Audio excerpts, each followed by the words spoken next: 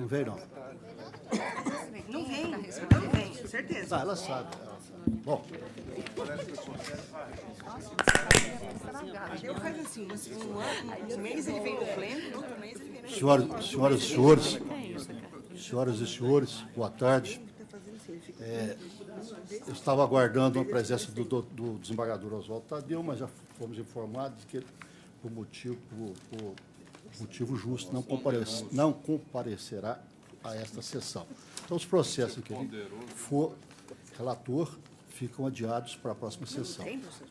E quero comunicar também que ficam adiados dois processos que estavam na pauta de relatoria da doutora Maria Raquel, também ficam adiados para a próxima sessão.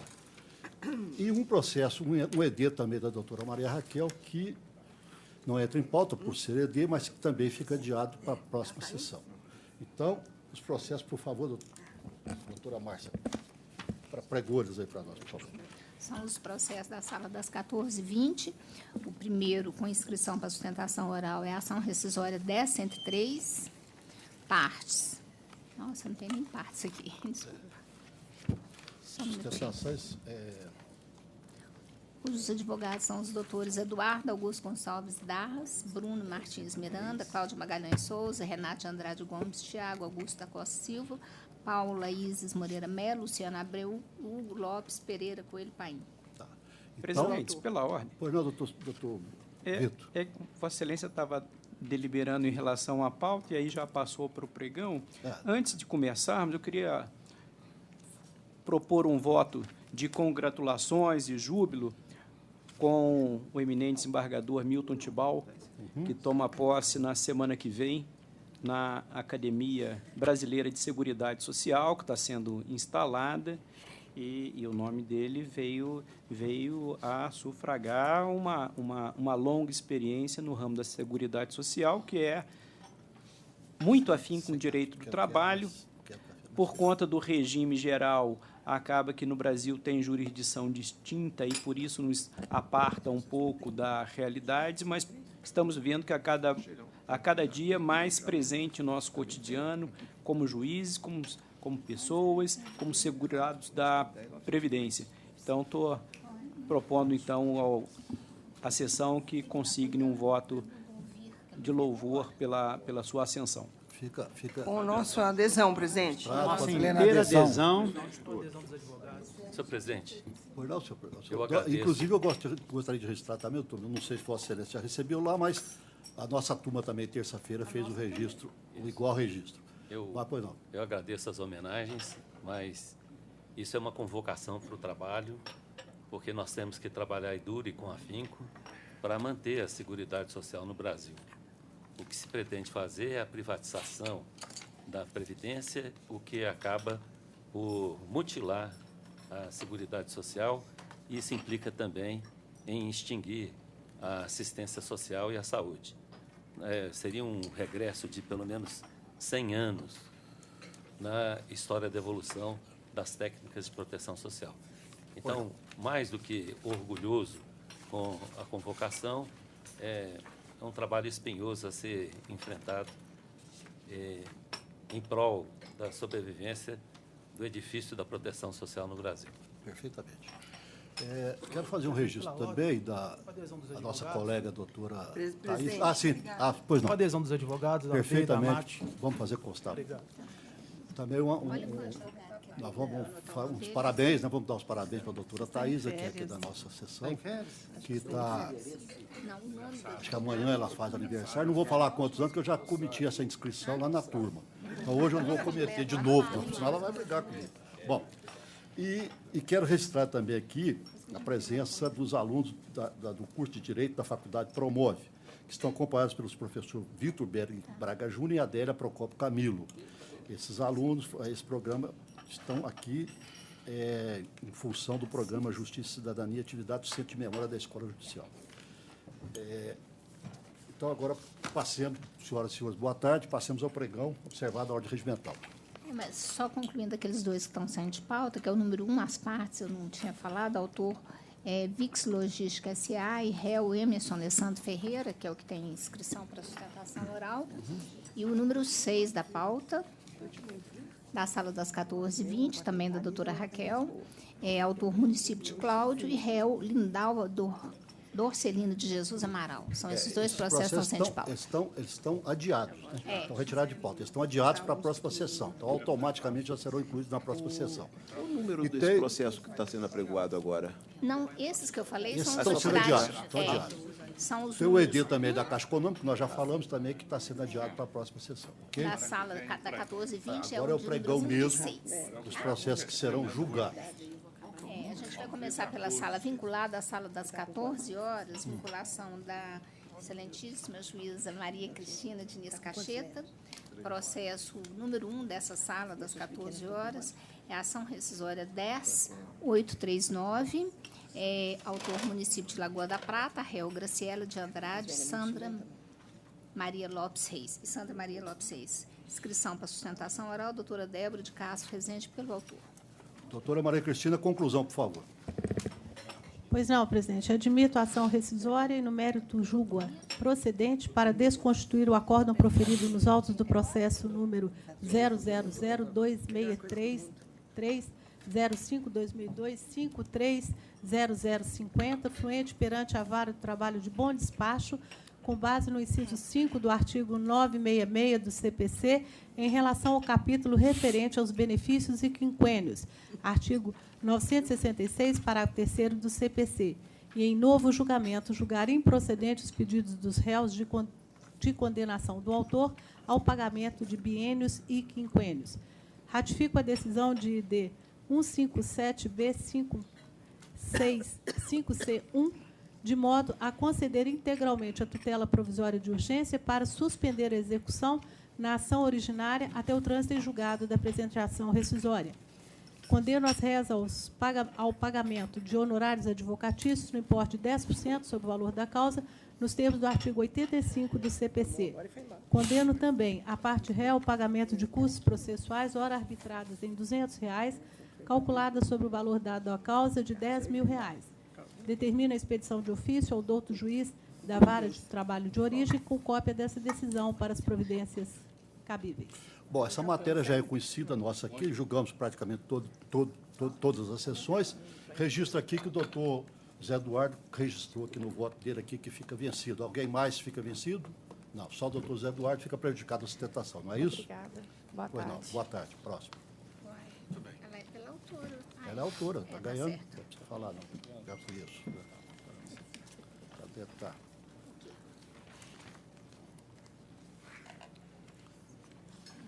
O processo número 2, na mesma sala ainda. Ação rescisória 10.958. Autor Glória Lourieri Orlando e réu Mequizede. Esse nome está difícil. Melquisedeque Fernandes. Você é Desculpa, bíblico. gente. Melquisedeque. Desculpa. Você... Ateia. Não tem inscrição para sustentação oral. Esse Não é o tem, número não? 2 da sala das 2 14 horas. da sala das 14. Qual o nome da rescisória? 10.958. 10.958. Também da doutora Maria Maria Raquel. Cristina. Aliás, Maria Doutora Cristina. Maria Cristina, conclusão para nós, por favor. Já que Pois não, nós- presidente. Admito a ação rescisória e, no mérito, ratifico a liminar concedida no ID 8D485-EE, página 3, porque está e seguindo a julgo-a ordem. procedente para rescindir a sentença prolatada na reclamação trabalhista número 10.665-95-2016-50300102, fluente perante a segunda Vara de Trabalho de João Molevade, com fulcro no artigo 966-8 do CPC de 2015. Declaro, em juízo rescisório, a nulidade de todo o processo a partir da citação da reclamada, reiniciando-se o processo a partir da citação da sócia Glória Lourieri Orlando, ora autora desta ação rescisória, concedendo-lhe oportunidade para apresentação de defesa, prosseguindo-se no feito até a prolação de nova sentença, como se entender de direito. Atribui-se ao réu o pagamento dos honorários advocatícios, ora arbitrados no percentual de 10% sobre o valor da causa, nos termos da súmula 219.4 do TST e do artigo 85 do CPC, suspensa a exigibilidade em razão da concessão dos benefícios da justiça gratuita nos termos do artigo 791-A, parágrafo 4º da CLT. Também fica a cargo do réu o pagamento das custas processuais no importe de R$ 207,48, calculada sobre R$ 10.373,94, nos termos da Instrução Normativa número 31 do TST, que fica isento. Determina a expedição de ofício ao juízo da vara do trabalho de origem com cópia dessa decisão. Pois não há sustentação oral, não há divergência, e aqueles que a gente já sabe aqui, que ficam vencidos em relação àquela questão da suspensão que aplica o CPC, ao invés da CLT, já ficam registrados aqui, tá, automaticamente. Podemos passar para o próximo. Doutora Maria Cristina. Doutora Maria Cristina, acabou? É só isso? O senhor me permite? Vossa Excelência quiser continuar conosco, ficar à disposição. Obrigada. À vontade. Obrigada. Fica, o programa é muito bom. Não é ruim, não, né? Não é ruim, não, moço. Tanto é bom que é ao vivo. Ao vivo? Próximo, então. Pode. Sala do Ministério Público do Trabalho. O processo já está aí na tela. Ação rescisória 10.117. Relator excelentíssimo desembargador Milton Vaz de Paulo de Almeida. Autor Ministério Público do Trabalho. Réus Polieik do Brasil Indústria, Comércio e outros. É o processo 10.117. O único dessas. Bom, esse processo aí da Polirec, nós temos aqui, parece que tem uma suspeição, não, uma declaração de suspeição. Doutor Rodrigo. Doutor Rodrigo, já está constando, viu, doutor Rodrigo? Qual que é o nome da pauta? É o único da É sala. aquele único da sala aí, 1410, do Ministério Público, tá? Tá, do Ministério Polirec Público. e Ministério Público. Tem sustentação oral. Já declarou impedimento, está constando também.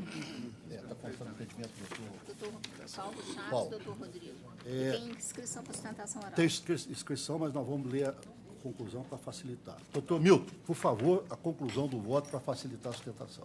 Admito a ação rescisória ajuizada pelo Ministério Público do Trabalho. No mérito, julgo-a parcialmente procedente para desconstituir o julgado proferido nos autos da reclamação trabalhista 11.672, 78, 2015, 503, 31, com trâmite perante a terceira vara do trabalho de Contagem, com amparo no inciso 3º do artigo 966 do CPC de 2015, diante da constatação da ocorrência de colusão, a fim de desvirtuar a finalidade da lei. Em juízo rescisório, decreta a extinção daquele feito de número 11.672.78, 2015, 503.0031, sem resolução do mérito, na forma do artigo 485, inciso 10º do CPC. Desse ciência o juízo da 4ª vara de Contagem e ao juízo da 3ª vara do trabalho de Contagem quanto a esta decisão. Custas pelos réus no importe de R$ 99.000, respeitado o limite estabelecido no artigo 789, caput, da CLT, em face do valor atribuído à causa, R$ 4.950.000. Determina a expedição de ofício ao ABMG e ao Ministério Público Federal, nos termos do artigo 40 do Código de Processo Penal, com cópias da inicial e da presente decisão. É a conclusão, senhor presidente. Pois não. O autor do Ministério Público, a doutora Maria Amélia, que tem a palavra. Excelentíssimo senhor presidente, excelentíssimo desembargador relator, nobre advogado que me sucederá na tribuna, douta sessão. Esse caso é de enorme gravidade, mas ele não é o primeiro caso que passa por essa sessão de dissídios individuais. Trata-se de uma grande colusão havida com quatro indivíduos, não vou dizer trabalhadores e não posso dizer empregados, porque não foram, da Polieik.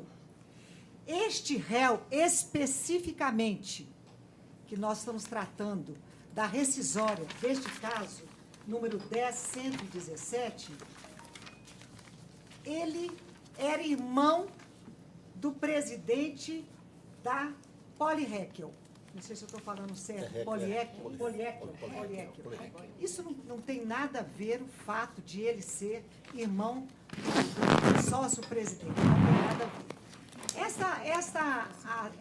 O inquérito civil que foi ao Ministério Público do Trabalho nasceu, excelências, de uma denúncia do meritíssimo juiz da 4ª Vara do Trabalho de Contagem, que ao despachar um processo de execução fiscal proposto pela União, em que foram leiloados bens imóveis das RES aí, várias empresas da Polieckio do Brasil, Polieckio Indústria e Comércio, Bulk Material, etc., é um grupo econômico, veio constatar nessa execução fiscal movida pela União que continha nessa execução fiscal a intenção de 4 indivíduos que queriam se beneficiar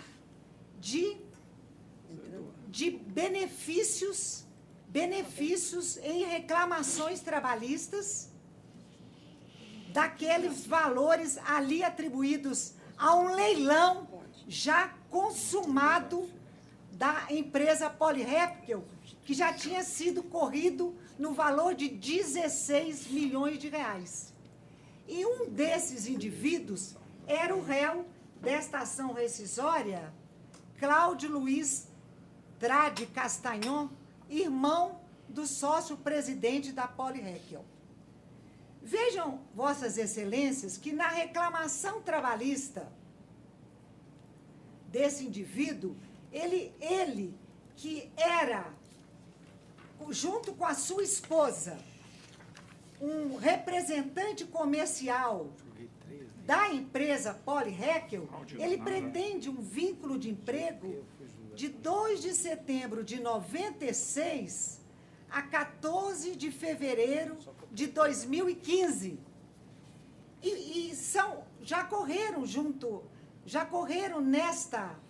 neste tribunal 2 outras ações rescisórias que foram julgados nessa sessão de dissídios individuais em 4 de outubro de 18, cujo relator foi o excelentíssimo desembargador Paulo Chaves Correia Filho, e em ambas as rescisórias, cujos acordos eu trago em mãos, em ambas, idênticos casos, aliás, menos gravosos do que esses.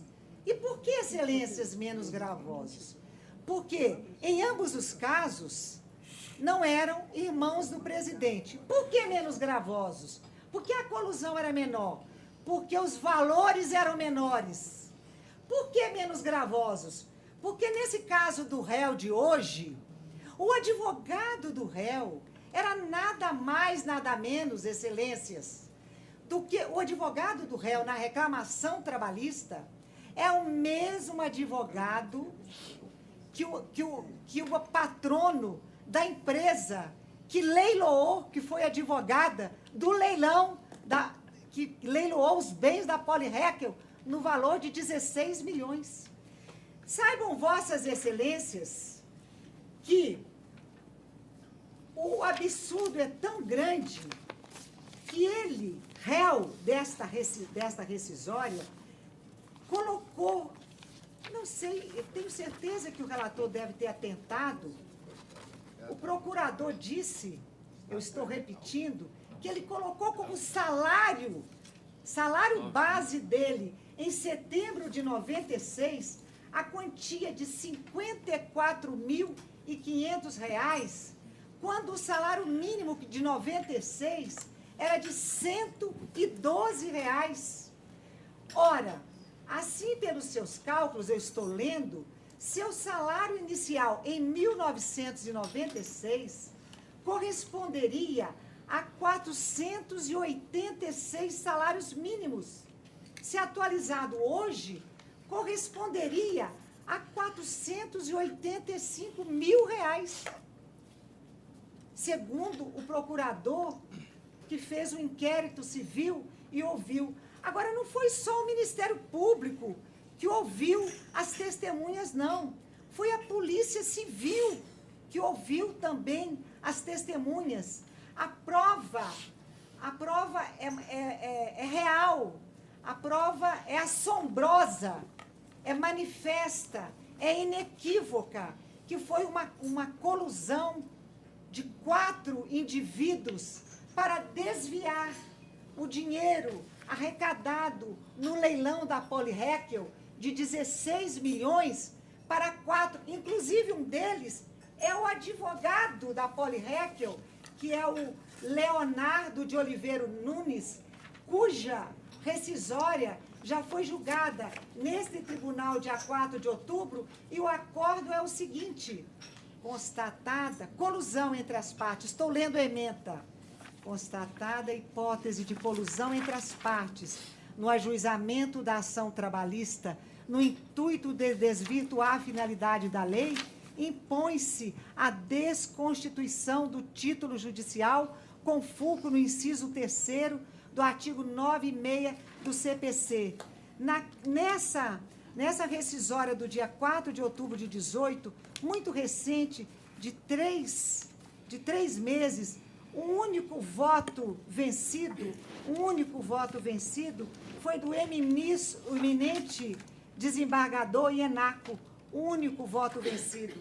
A outra rescisória, já estou terminando, senhor presidente, foi de uma senhora Rosilaine Aparecida Aleixo.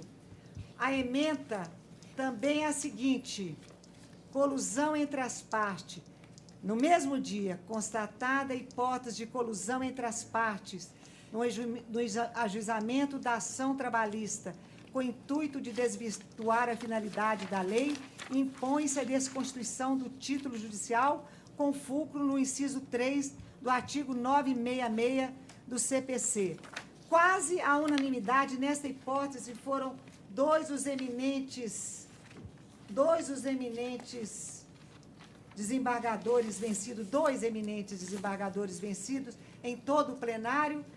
Então, a prova é inequívoca e manifesta. O que o Ministério Público espera? Que vossas excelências, com todo o denodo, com todo o cuidado que sempre examinam todos os processos, não deixem de dar provimento, procedência à ação minuciosa do Ministério Público. É o que se espera. Perfeitamente. Doutor, o senhor é o João Batista? Sim, senhor. A secretária está me informando que não há procuração de vossa Isso, inicialmente... Mas aí concedo, então, o prazo de 5 dias para juntar. Tá? Obrigado. Okay? O senhor tem a palavra. Senhor presidente, ilustre representante do Ministério Público, demais integrantes.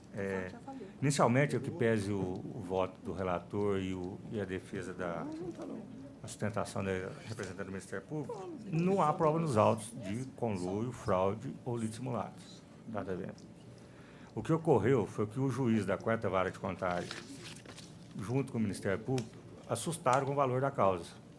E ao fato de ser o reclamante Cláudio Luiz irmão do sócio proprietário. Isso aí levantou a suspeita, que até entendo justa. Mas, repito, nos autos não há prova alguma que houve lito simulado, conluio, fraude. Inclusive, no citado inquérito que a ilustre representante do Ministério Público disse, o nome do reclamante Cláudio Luiz não foi citado. E é importante ressaltar também aqui que, antes de 1996, ele teve a carteira assinada pela empresa. Depois, aí sim, uma fraude que a empresa quis fazer, uma pejotização, ele virou pessoa jurídica e continuou prestando serviço do mesmo jeito.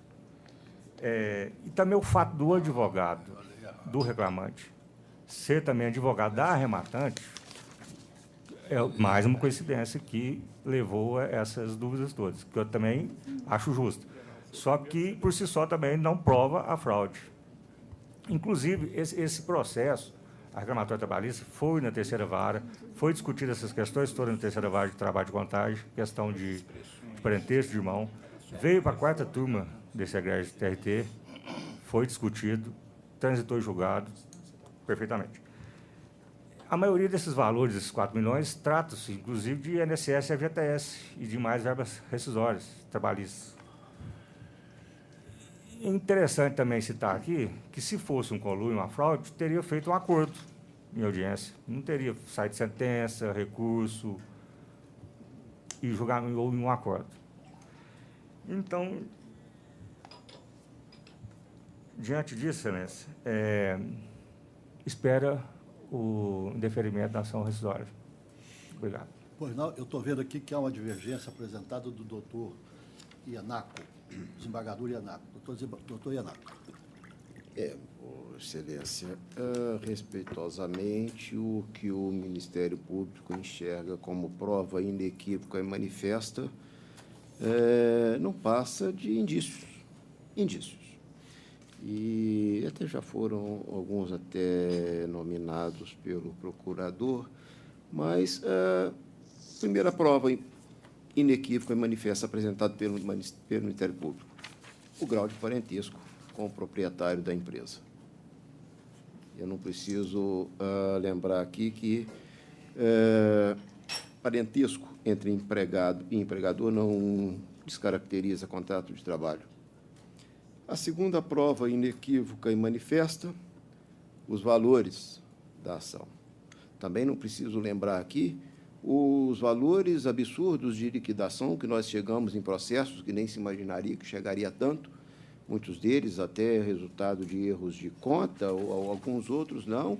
A condenação foi corretamente liquidada e chega a ser valores que, para nós que ganhamos pouco, parecem muito até aviltantes, mas não é o nosso caso, é o caso que foi julgado conforme os fatos que foram apresentados no processo e considerados pelo juiz. E aí chegamos à terceira prova inequívoca e manifesta, que é a confissão, que só resultou em confissão por causa de um entendimento de que o preposto tem que ser empregado, quando a lei não exigia que o preposto fosse empregado. E, mais até, quando não foi nem observado, que, nesse caso, o preposto era empregado, sim. Ele tinha sido empregado na época que o reclamante trabalhou na empresa. Só não guardava aquela condição naquele momento da representação, o que poderia até admitir a validade do seu depoimento. Então, o que nós temos aqui apresentado como prova nesse caso é só indício. Eu não julgo por indício. Para mim, a ação é improcedente. Pois não. Bom, diante da divergência do doutor do desembargador Ianaco, alguém mais acompanha a divergência? Eu não acompanho, não, presidente. Eu quero lembrar uma norma do CPC de 39, que, infelizmente, não foi reproduzida nos códigos que o sucederam, mas que é uma regra que continua aplicável. Artigo 252, com o poder de síntese que se tinha na época em que, felizmente, se perdeu. O dolo, a fraude e a simulação e, em geral, os atos de má-fé poderão ser provados por indícios e circunstâncias. Por que dessa norma? Porque quem frauda não vai passar recibo da fraude, é claro. Ele teria que ser muito idiota para fazer isso, né? Então, se prova fraude é por indícios e circunstâncias. E os indícios e circunstâncias são mais do que suficientes para se rescindir a decisão. Eram no Código 39, por algum motivo, não foram transpostos para a lei atual, né? Então, num outro momento... de Vossa Excelência, essa norma não subsiste. Bom, essa norma existe fundamento.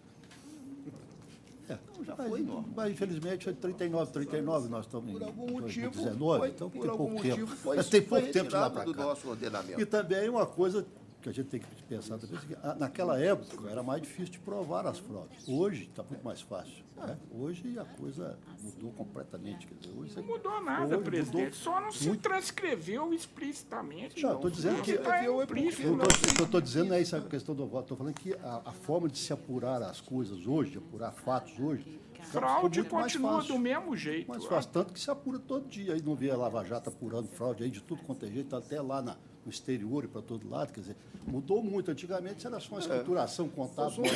Hoje Você entra aí no Bacen Júlio, você entra aí no Consul agora vai inaugurar a resistência ao Código de 73? Bom, então eu proclamo o seguinte, que a decisão foi por maioria vencido o doutor Ianaco. Okay? Excelência. Nos termos do voto da relatora. Pois não, doutor? Eu gostaria de requerer o registro dos fundamentos do voto divergente. Os registros, os fundamentos são esses que ele lançou e já fica registrado. Vossa Excelência quiser... Posso fazer a juntada do voto vencido? Vou Pode. fazer aqui, então, só... Então, o doutor Ianaco, ele vai fazer a juntada do voto vencido. Vossa Excelência pode pegar a cópia posteriormente. Pois não? Obrigado. Pois é, publica o acordo e sai o voto divergente do doutor Ianaco. Bom, passemos, então, para a próxima... Agora para a outra sala, né? Sala... Plenário é das 14h20. Ainda sala bem, principal, né? É. Depois você põe isso aqui, não tira direito nenhum. A gente vai começar com as sustentações orais. Tá, principal pela sustentação oral. Tá. Primeiro processo é o número 7 da pauta, da sala das 14h20. Autor Flávio José Campos Xavier, réu. Tecom, Tecnologia, Informática, Eireli e outras. Relator excelentíssimo, desembargador Paulo Chaves Correia Filho. É número 10.972, é o número 7 da pauta. 7 da pauta. Inscrição para sustentação oral. Doutor Carlos Augusto. Doutor Carlos Augusto Junqueira. Doutor Paulo Chaves, por favor, relator, conclusão. Pois não. Admito a ação rescisória e, no mérito, julgo-a improcedente. Condeno o autor ao pagamento da verba honorária em favor dos patronos do primeiro réu, no importe de R$ 200, correspondendo a 20% sobre o valor arbitrado à causa, cuja exigibilidade fica suspensa em razão da concessão dos benefícios da justiça gratuita, somente podendo o valor ser executado se, nos 2 anos subsequentes ao trânsito em julgado dessa decisão, os credores demonstrarem que deixou de existir a situação de insuficiência de recursos que justificou a concessão da gratuidade, extinguindo-se, passado esse prazo, tais obrigações do beneficiário na forma do parágrafo 4º do artigo 791 da CLT, vencido este relator que aplicava a previsão contida no parágrafo 3º do artigo 98 do CPC. Custas pelo autor isento ex vilegis. Pois não, doutor Paulo. Doutor Carlos, o senhor tem a palavra. Eminente senhor desembargador presidente, eminente relator, eminentes integrantes desse egrégio colegiado, digníssimo representante do Ministério Público, senhora secretária. A questão discutida nessa ação rescisória diz respeito à eficácia do artigo 118 da Lei da Previdência, que garante a manutenção do vínculo empregatício ao empregado acidentado durante o período de 1 ano. A respeitável sentença de primeiro grau entendeu que a hipótese era precisamente essa: um empregado acidentado, entanto que entendeu que era nula a dispensa ocorrida nesse período, ou ocorrida enquanto o empregado estava incapacitado de retornar ao serviço, mas não conferiu, não reconheceu a eficácia da norma, precisamente a eficácia jurídica, ao entendimento de que se tratava de um empregado contratado em contrato de experiência. Bem, a jurisprudência pacífica desse tribunal, dos tribunais superior, colhendo Tribunal Superior do Trabalho, é de que é irrelevante a forma de contratação para que se defira ao empregado acidentado o direito à permanência do emprego durante o período de 1 ano.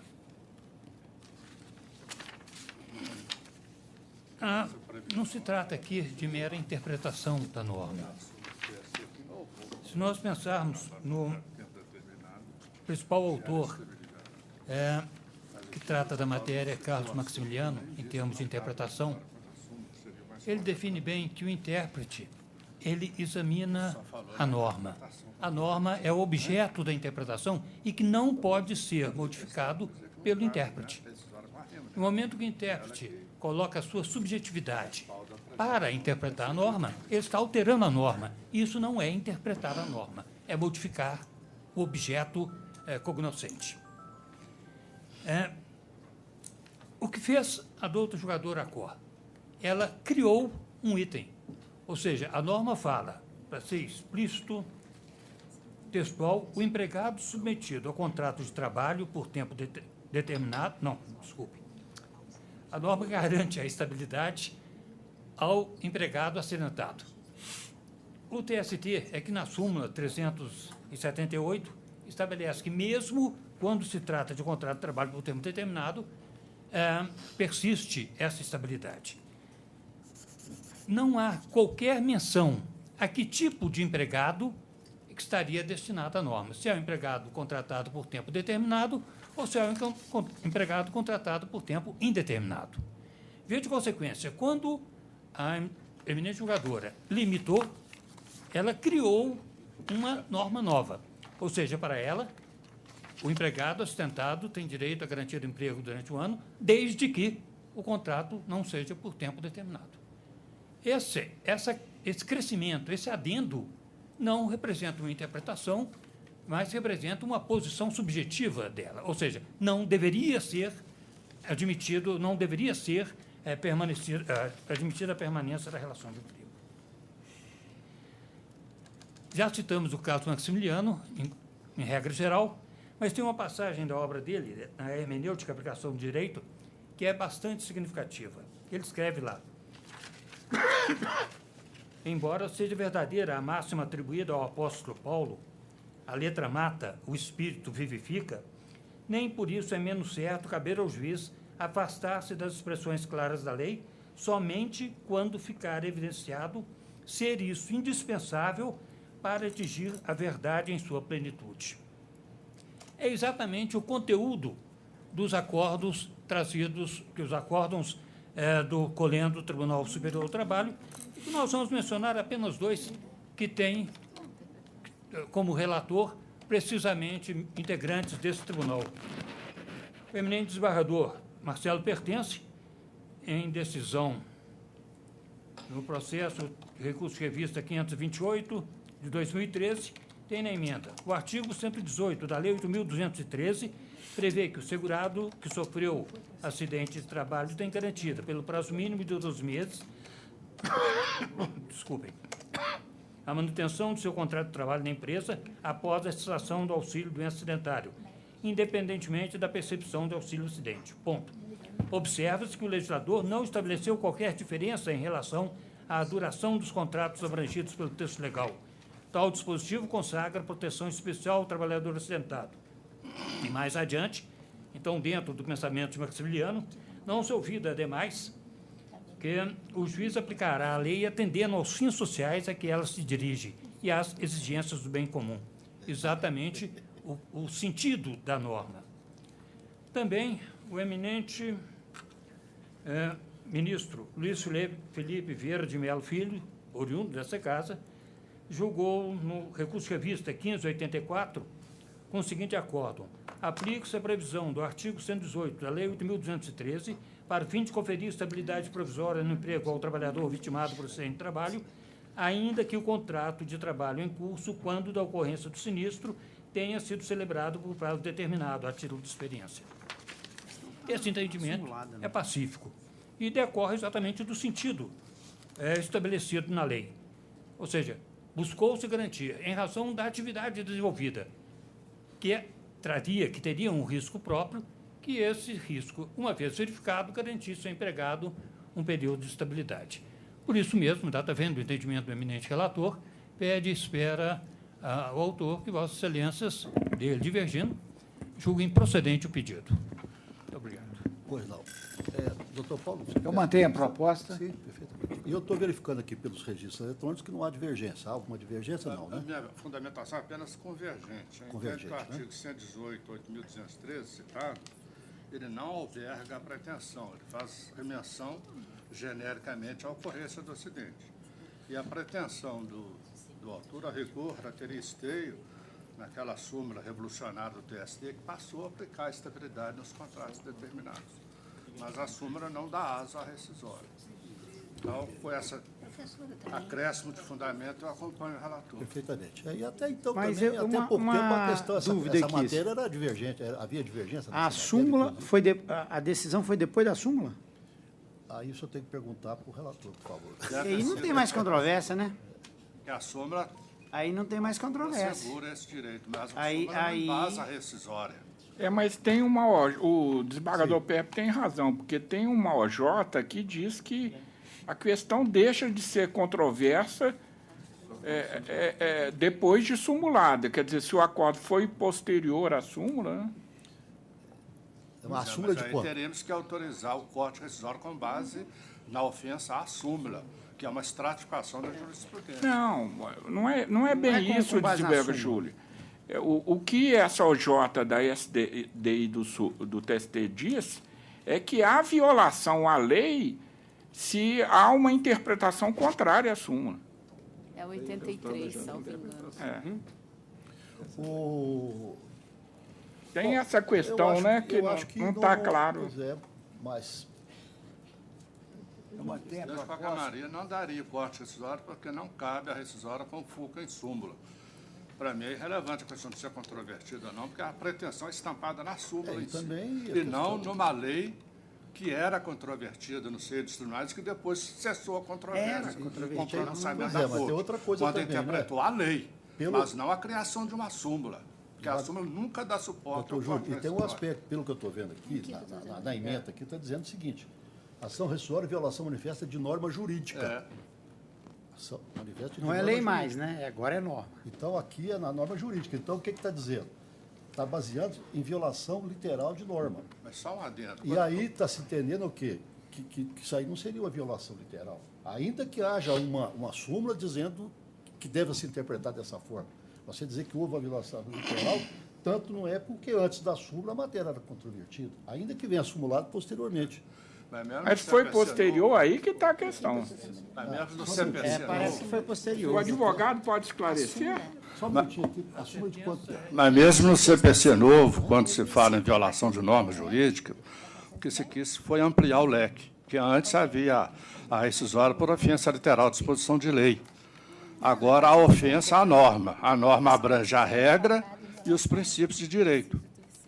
Mas súmula não é princípio Mas de o que direito. eu digo... E súmula vinculante. A súmula vinculante do Supremo Tribunal Federal, ela enseja a rescisória, não a súmula do TST, em que pese a nova dicção do CPC fala em norma e não em lei. Mas Vou o que fa- eu vou fazer digo, o seguinte, só presidente...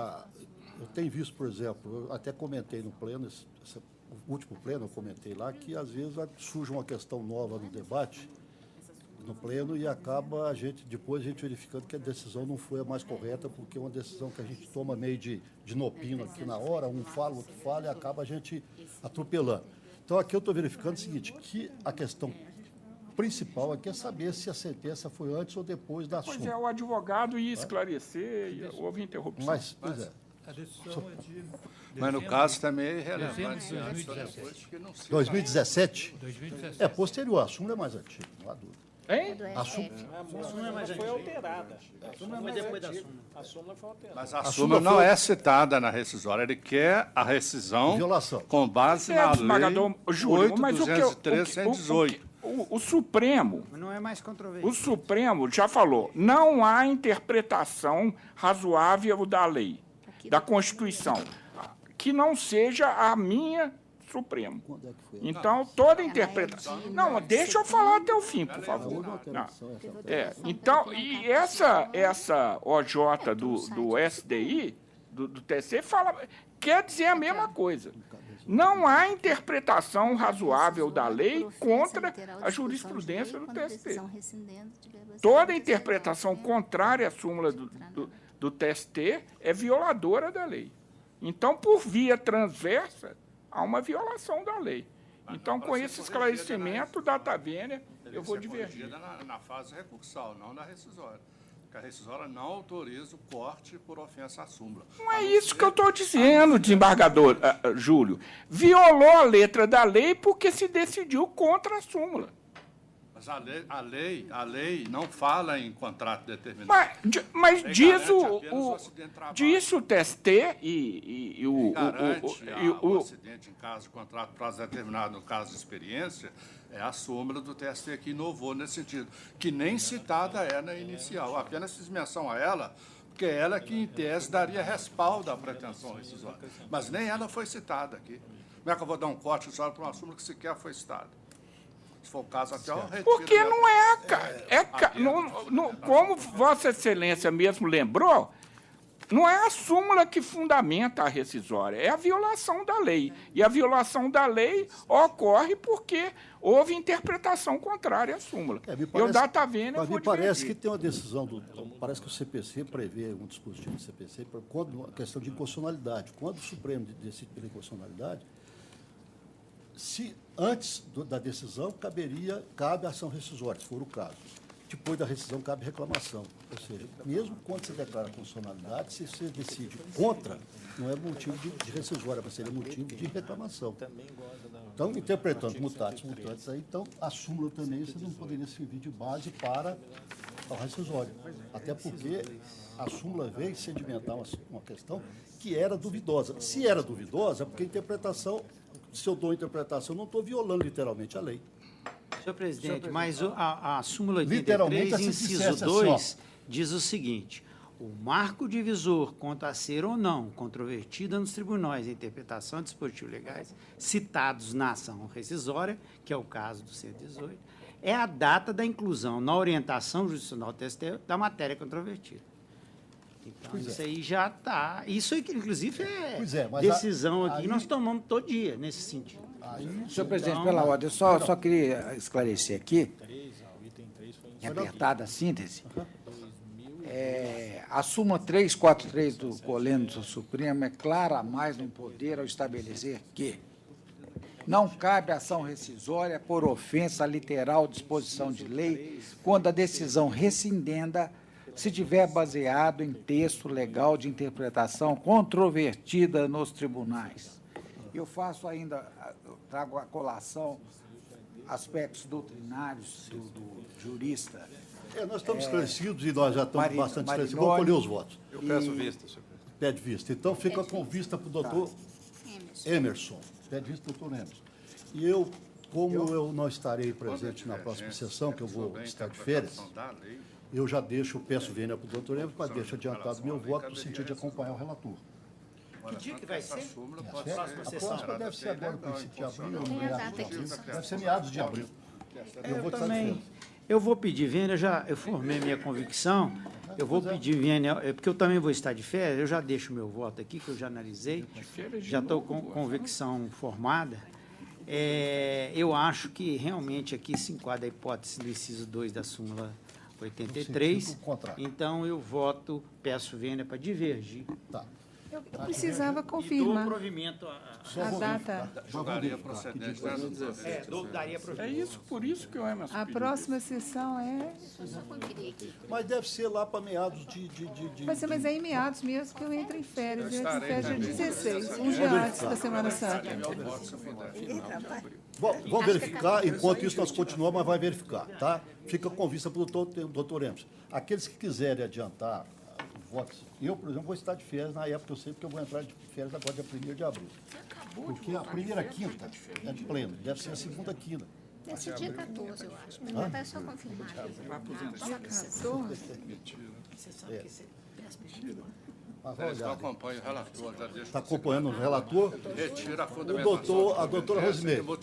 Já adianta de uma vez? Pois é, se for 11 de abril, eu não estou. Seria segunda. Mas adianta depois, se ela estiver presente, ela confirma só ou retifica, não tem problema. Não, eu posso não estar presente. Pois é, se não tiver, adianta o voto, então que ele conta. Adiantar? Entendeu? Entendi. Bom, então, nesse caso, apesar de eu não ter registrado a divergência, a colocação dos colegas mais me convenceu. Fizemos um exame. Então, está acompanhando a divergência. A divergência. Então, a doutora já está adiantando que vai acompanhar, está acompanhando a divergência. Se ela estiver presente na outra sessão, se quiser mudar posso ratificar ou não. Tá certo? Se eu não estiver, doutor Júlio já está. Eu estarei afastado na próxima sessão. Doutor Bolzon foi divergente. Só para ele largar de ficar. Eu posso também retificar se o desembargador desembargador Emerson, dependendo do voto. Depende do que. E a gente pode também, né? Claro. Não há dúvida. Então, doutor Carlos, fica dessa forma, já adiantado alguns votos. Obrigado. E fica adiado para a próxima sessão. Tá? Com vista para o doutor Emerson. Passemos ao próximo. Doutor Bozon não registrou esse voto dele, não? O voto dele é divergente. Não votou, não, porque surgiu a questão aqui agora. Pela procedência? Pela procedência dele. O senhor confirma com ele, por favor? Não, mas é pela procedência. Pode ser. Aí você está baseando que houve a sentença contrariou a lei. Está rescindindo, mas depois faz um voto direito. Tá. Então, o próximo... Já vou olhar lá.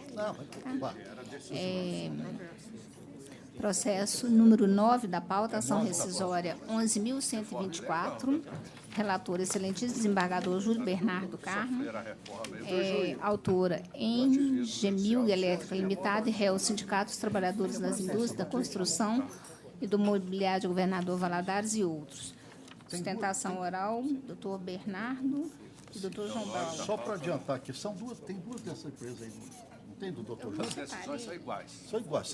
São dois processos da mesma empresa, as decisões são do doutor Júlio, relator, são iguais. Pois é, para servir. Então, Vossa Excelência, por favor, conclusão. A conclusão que eu vou ler é comum. Sim, mas aí leia da primeira que foi pregoada, mas a segunda é a mesma coisa. Deixa eu ver se tem alguma divergência. Tem alguma que eu pregoei a outra? A única diferença que tem no dispositivo, Excelência, é aquela questão que Vossa Excelência levantou dos honorários. Isso, que Vossa Excelência acresciam a fundamentação dizendo por que eu não fixei. Tá certo. Eu verifiquei. A decisão é a seguinte, É do primeiro. Essa é da primeira, é o número 9 da pauta, não é isso? Eu estou admitindo a rescisória. Conheço da defesa apresentada pelo réu. No mérito, julgo improcedente o pedido formulado com foco no inciso 5 do artigo 966 do Código de Processo Civil. Condena a autora ao pagamento dos honorários advocatícios, 20%, sobre o valor autorizado da causa em prol do sindicato réu. Após o trânsito julgado, se for unânime o julgamento, deverá ser liberado ao sindicato réu o depósito prévio, nos termos do artigo 974 do CPC. Custas 85507 pela autora, calculada sobre 42.753,70, valor atribuído à causa.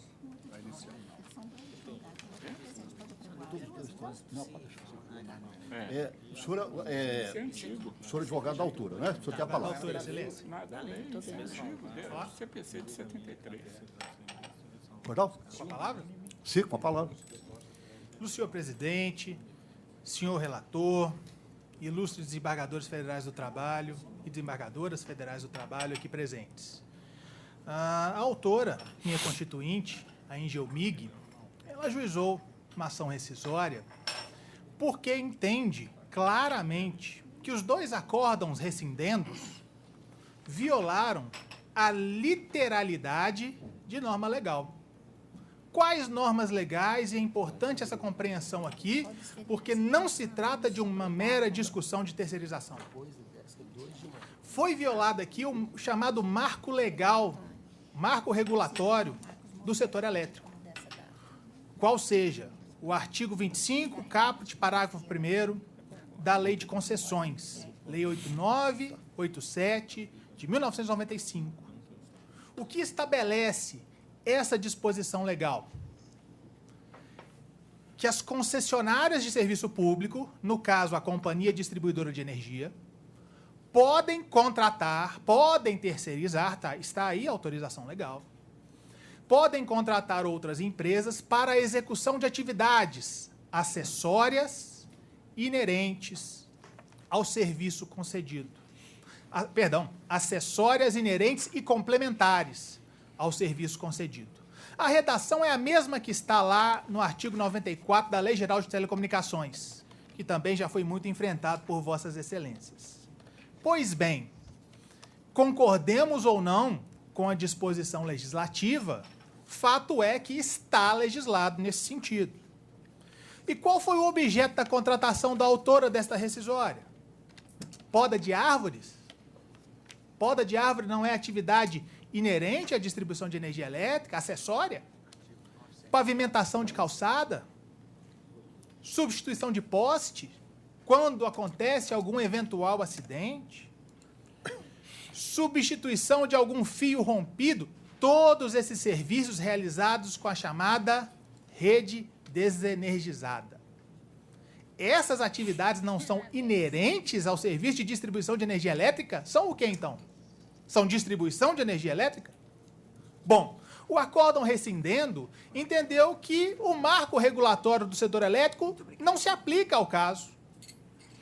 E, por isso, se valeu para julgar o referido, as duas ações, da analogia.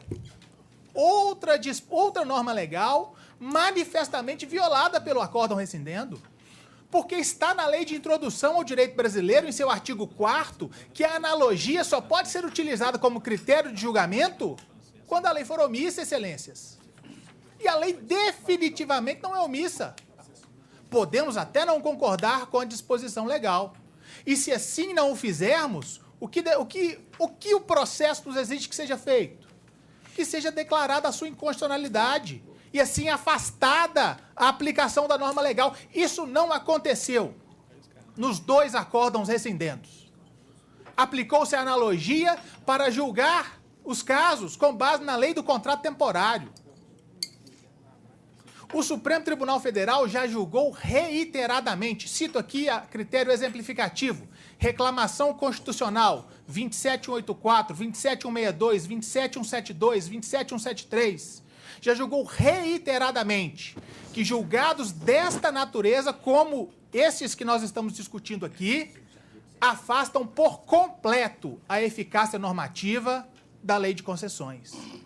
E afastar por completo a eficácia normativa da Lei de Concessões é declará-la inconstitucional, sem o procedimento adequado, sem a observância, até que já foi citado aqui pelo nobre relator, sem observância da súmula vinculante número 10, por exemplo, sem observância do artigo 97 da Constituição Federal, sem observância do artigo 170, artigo 5º, inciso 2º. Todas essas normas manifestamente transgredidas, violadas, relegadas ao esquecimento pelo respeitável acórdão rescindendo. Não há dúvida disso. E quero ir além. Cito aqui, nos memoriais entregues nos gabinetes de Vossa Excelência, precedentes do nobre relator, do desembargador José Murilo de Moraes, Maria Lúcia Magalhães, Denise Horta, Emerson Lage, José Eduardo Chaves, Paulo Correia Filho, desembargador Ienaco, desembargadora Thaisa, que não está aqui presente, Luiz Felipe Bozon, Milton Tibal, Rosimeire de Oliveira Pires, Rodrigo Bueno. Todos esses desembargadores têm precedentes recentíssimos no mérito favoráveis à tese que ora se sustenta em suas turmas, não aqui nessa daí. Excelências, esta é a evidência máxima de que as normas legais apontadas pela autora em sua petição inicial foram manifestamente transgredidas. Não há outra interpretação viável, porque ao pretexto de se interpretar a norma federal, relega-se essa norma federal a um vácuo legislativo. Se essa norma não autoriza, por exemplo, a terceirização para poda de árvore, para que o galho não interrompa, não atrapalhe a fiação elétrica, qual é a hipótese de aplicação, então, do artigo 25, parágrafo 1º da Lei de Concessões? Qual é? Não se tem essa resposta. E aí chega-se ao extremo, ao absurdo, de se aplicar analogia para resolver um caso que, data máxima vênia, no nosso humilde entendimento, é uma decisão meramente ideológica. Temos o julgamento do recurso extraordinário 958-252 pelo Supremo Tribunal Federal, que ratifica integralmente a tese sustentada nessa ação rescisória, assim como a solução do tema de repercussão geral, esse que eu citei agora é o 725, mas assim como o tema de repercussão geral 739, que é baseado na Lei Geral de Telecomunicações, que foi procedente, cuja redação é manifestamente idêntica à Lei de Concessões ora mencionada. Com essas considerações, ilustres desembargadores, a autora roga redobrada vênia de Vossas Excelências para que sejam reconsiderados esses votos, acolhida a ação rescisória em seu juízo rescindendo o rescisório e proferida nova decisão. Porque a não aplicação da lei federal somente pode ocorrer com o incidente de declaração de inconstitucionalidade, que inclusive existe neste TRT, está em tramitação, e é a única possibilidade dentro do nosso ordenamento jurídico para não se aplicar uma lei federal, que é o marco regulatório do setor elétrico. Agradeço pela atenção de Vossas Excelências e renovo os pedidos contidos na petição inicial para que seja feita justiça nesses casos. Perfeitamente. Doutor João, só quer se manifestar ou aguarda? Só tem a palavra, doutor João. Pode aguardar. Bom, eu não estou verificando aqui, parece-me que houve uma divergência do doutor Ianaco. Eu vou ficar verificando. Mais alguém acompanha o doutor Ianaco? Não, ninguém acompanha, prevalece o voto por maioria, vencido apenas o doutor Ianaco. Essa questão aí de rescisória é diferente do que a gente está julgando na turma. Na turma, inclusive, aquilo que já está julgado no agravo de petição, a gente está mantendo, inclusive, o que foi julgado. O próprio Supremo deixou claro isso, que respeitadas as decisões registradas em julgado. Não é? Então, esses precedentes todos da turma, mas é quando ainda não houve o trânsito em julgado. A gente está aplicando. Agora, quando há o trânsito julgado, nós estamos mantendo, e na rescisória, pelo mesmo motivo. Então, eu proclamo que a decisão é, por maioria, vencida apenas do doutor Ianaco. Nos dois casos. Prevalece para os dois casos. Ok? Boa tarde. No caso, a doutora Rosimeire é impedida. Tá, aí a doutora Rosimeire está impedida no segundo caso, já está constando. Tá ok? Próximo. Vamos lá. Acompanha aí, fica esperto aí. Espera aí, acompanha, fica esperto aí. O próximo, número 5 da pauta, que o 8, então, já está julgado, né? 5 da pauta, ação rescisória 10.836, relator excelente desembargador Rodrigo Ribeiro Bueno, autora Sheila Maria Silva Catalã e réus Bradesco Vida e Previdência S.A. e outros. Sustentação oral, presentes aqui tanto pelo réu quanto pela autora, doutor Sávio Mares, doutora Raquel Tomás. Raquel Tomás do réu. Doutor Rodrigo, por favor, a conclusão. Senhor presidente,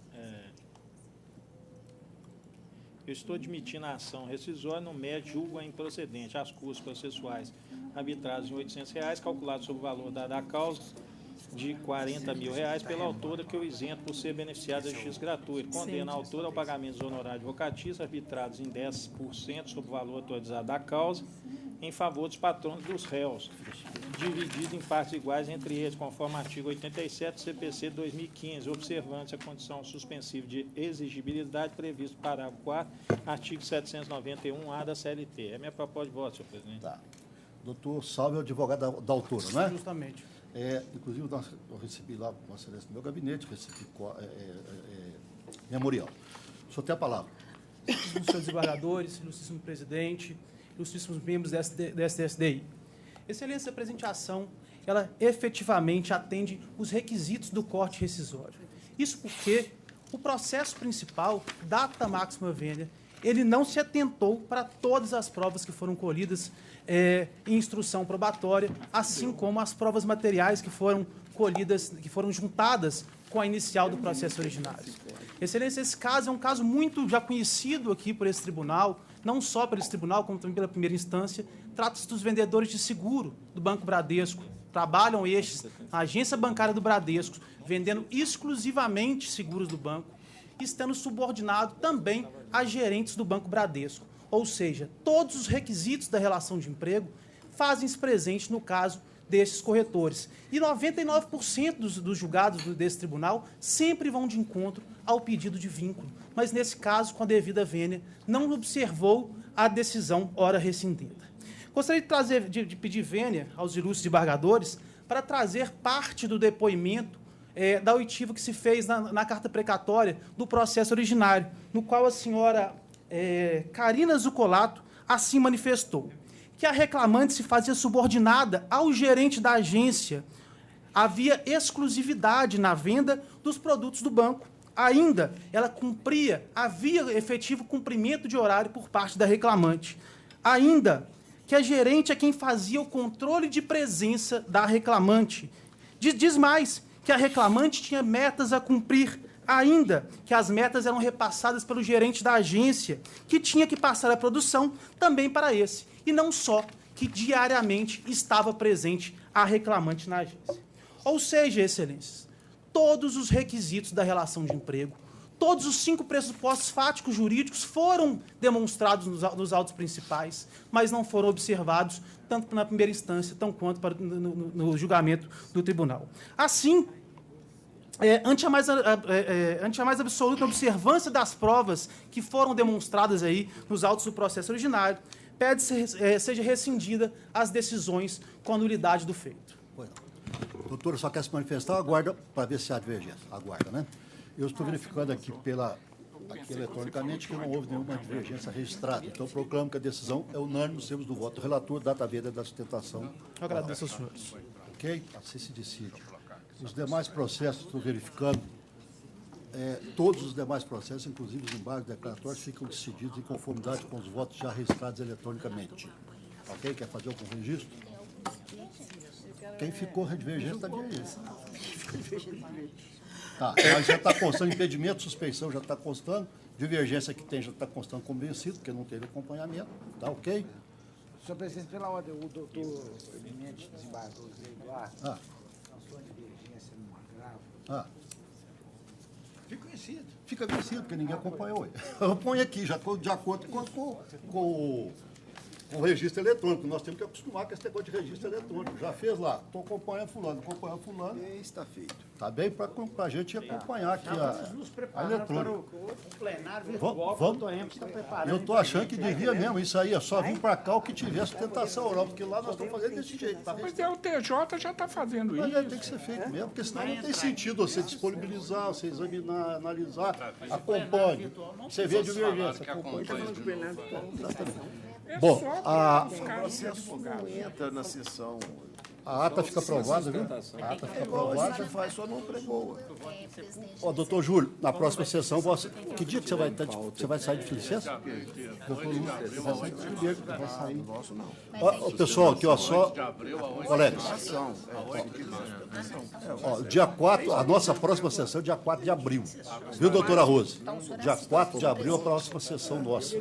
4 de abril. Eu vou estar de férias, aí Vossa Excelência vai presidir.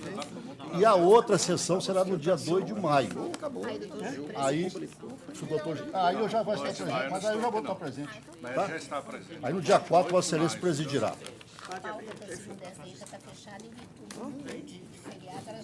Também a pauta já foi fechada, está me dizendo aqui que a pauta está pequena em virtude do número de feriados, não dá prazo legal para... Tá ok? Então, fica encerrado. Ok? Fica encerrado. Uma boa tarde para nós. Muito obrigado. Falei que te liberava vista 5? Ah, tá. É mais rápido que o seu ED.